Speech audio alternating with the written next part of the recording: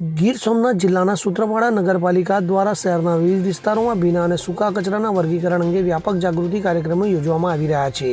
ત્યારે આ અભિયાનનો મુખ્ય ઉદ્દેશ્ય સેગ્રીગેટેડ ટુડે શાઇન ટુમોરો થીમ હેઠળ સોર્સ સેગ્રીગેશનનું પ્રમાણ વધારવાનો છે. તો સ્વચ્છતા અભિયાનના ભાગરૂપે વોર્ડ નંબર 1માં આંગણવાડી કાર્યકરો, તેડાગર બહેનો અને સ્થાનિક મહિલાઓને ભીના અને સૂકા કચરાના યોગ્ય વર્ગીકરણનું મહત્વ સમજાવવામાં આવ્યું હતું. તેમને સ્વચ્છતા સંબંધિત વિવિધ માપદંડોનું અમલીકરણ અંગે પણ માર્ગદર્શન અપાયું હતું. ઉલ્લેખનીય છે કે સૂત્રાપાડા નગરપાલિકા દ્વારા વેરો ભરનાર મિલકત ધારકોને વાદળી અને લીલા રંગના ડસ્ટબિનનું વિતરણ પણ કરવામાં આવી રહ્યું છે, જેથી સોર્સ સેગ્રીગેશનને પ્રોત્સાહન મળે.